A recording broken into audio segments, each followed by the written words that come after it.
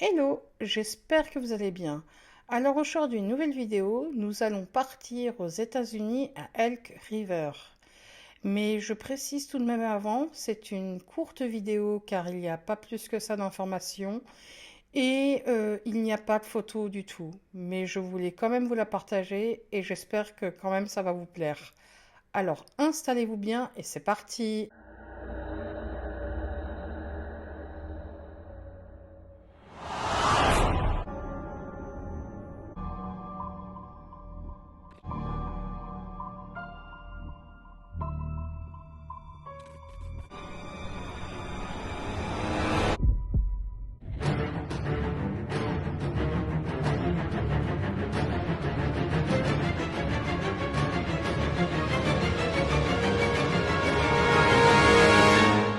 Le 8 août 1957, Rose Jewett, âgée de 95 ans, part avec sa famille pour camper à Elk River.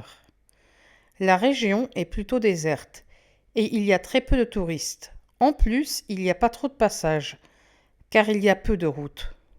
Rose a eu un AVC peu de temps avant et sa mobilité est réduite. Elle va rester assise une grande partie du séjour. Une fois arrivée à Elk River, la famille installe le campement, car ils vont rester 4 jours. Le séjour se passe plutôt bien. Rose est très contente de ce séjour. Toute la famille est aux petits soins avec elle.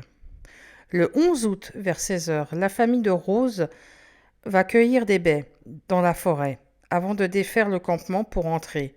Rose, elle, reste au campement pour se reposer. À 16h45, sa fille et son mari vont voir si tout va bien. Rose est endormie dans la camionnette. Alors le couple décide de ne pas la réveiller et retourne cueillir les baies. Mais à 17h, lorsqu'ils reviennent, Rose n'est plus là. Sa famille ne s'inquiète pas tout de suite, vu que Rose a une mobilité réduite, elle n'a pas pu aller très loin. Sa famille remarque qu'elle n'a pas pris son manteau et qu'elle a changé de chaussures. Ils se disent peut-être que Rose a voulu aller cueillir des baies. La famille fouille les alentours, mais ils se rendent compte très vite que Rose est introuvable. Sa famille signale donc sa disparition. Une battue de plus de 5 jours est lancée. Une soixantaine de volontaires sont même là pour aider. Tous connaissent la région comme leur poche. Les environs sont fouillés de fond en comble. Les pierres sont même retournées. Mais malheureusement, aucun indice n'est découvert, pas même un vêtement. Des chiens renifleurs sont même amenés sur place, mais ils ne sont pas d'une grande aide. Ils tournent en rond sur le terrain de camping. Les autorités concluent donc que Rose est sûrement montée dans une voiture qui passait par là. Sa famille doute de cette conclusion, car si une voiture était passée, ils l'auraient entendue. Et en plus, pourquoi serait-elle montée avec un inconnu? La famille ne voit pas aussi l'intérêt d'un kidnapping. Rose avait 95 ans, pourquoi quelqu'un l'aurait enlevée? Et une attaque d'animal sauvage n'est pas possible non plus, car aucune trace de sang ou de lutte n'a été trouvée. En octobre 1957, la fille de Rose a offert une récompense de 300 $ en échange d'informations, mais cela n'a rien donné.